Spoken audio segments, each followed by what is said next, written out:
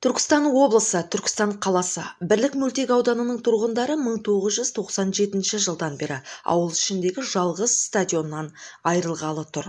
2019 жылға дейін Бірліктің тұрғындары ауылдағы барлық мерекелік іс-шараларды, спорттық жарыстарды сол стадионда өткізіп келген. Оған ауыл әкімі де рұқсат береді. Алайда белортадан тыныштықты бұзып, бәз біреулер сол стадионда иемденіп алады. Бұл жағдайды естіген ауыл тұрғындары қала әкіміне хат жазып бастайды. Сол-ақ екен, жердің нысаналық мақсатын өзгертіп жіберген. Қазіргі таңда стадионда ауыл балаларының асыр салып ойнағанын емес, құрылысшылардың жұмысын ғана көресіз. Бүткіл ауыл болып күңіреніп, ауыл болып әкімнен әділдік сұрайды. Күні бойы кешкісін доп қуалап ойнаған балалар бүгінде ол стадионға жай ғана қарап өте алады. Еңбектеген баладан еңкейген қартқа дейін бұл жағдайға алаңдап отыр. Ауыл болып қаражат жинап балалар үшін баптап отырған бұл стадионды мемлекет меншігіне өтіп, ауыл игілігіне берсе деп сұрайды тұрғындар. Толығырақ тұрғындардан. Мен Абдувалиев Акрам, осы Бірлік ауылының тұрғыны болғанмын. Қазір таңда басқа жерде тұрамын. Бірақ біз өткен жылы мектеп бітіруімізге 20 жылдықтың несіне мынаны бірлікке сыйлық сияқты өзіміз істеп береміз деп, өз қаражатымызға істеп бастадық. Қорған сөйтіп бастағанымыздан кейін осы ауылдан бір адамдар келді.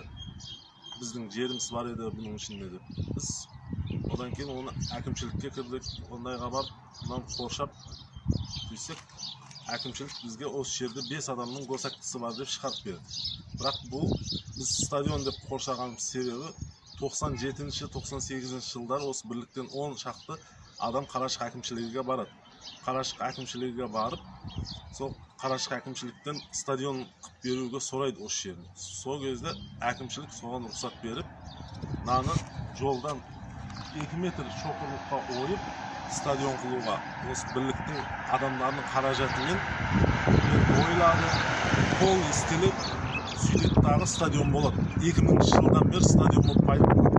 Қанша осы жерде қанша депутаттар облыс депутаты болатын кезде андайларда бәрі осымыз осы жерлерде турнирлар өтті. Қанша бәрі видеолары бар, бәрінің нелері бар. Бірақ кешағы күн келеттағы стадионымыз аяқ астынан бір адамдардың частный жерлеріне өтіп кетіп баратыр да. Соны біз әкімшілікке айтсақ, біреулердің жерлері бар дейді. Біреу ол баяғы Қарашық ауылының әкімі Рахимов Рахматулла. Ол өзінің баласыға, өз әкім болып тұрған кезде өзінің баласыға 25 сотық жерге, қызыға 25 сотық жерге, и Бабашев Дәулет деген өзінің нағашысының баласына 10 сотық жерге шешім шығарған болады. Сонымен 2013 жылға дейін бері бос тұрған, 2013 жылы, 2014 жылдар картаға жайғастырыпты. Содан сол адамның жері екен мынау. Бірлікте одан басқа да жерлер бар, ол кісілерінікі, бірақ енді именно осы халықтың стадионына келіп жер қылады. Біз былайша да айттық, жақсылықтың көпшілік болып да айттық, бәрі олар қойған емес. Біз соны сұранатынбыз.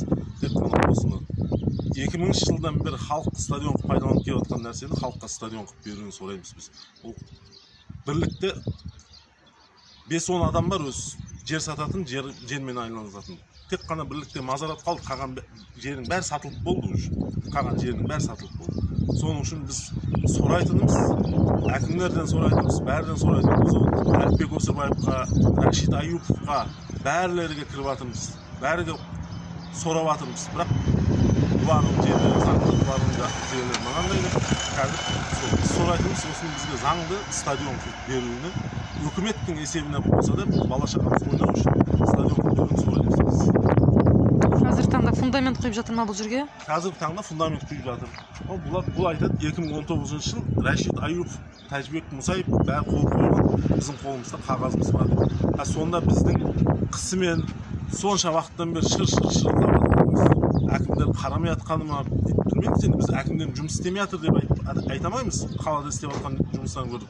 Бірақ соларын айтып жатқаннан кейін біз солардың алдына кіріп өтініш осыны стадион қылып берсеңіз деп біз сұрап тұрсақ, олар бизнесқа өткізіп жіберсе, андай қылып жіберсе, ол білмедік және қандай не болады. Осы Бірлік ауылының тұрғынымын мен. Ачыңыз? Рысқұлов Бақтияр. 97 жылы осы Рахим Рахманның ұжымында жұмыс істедім.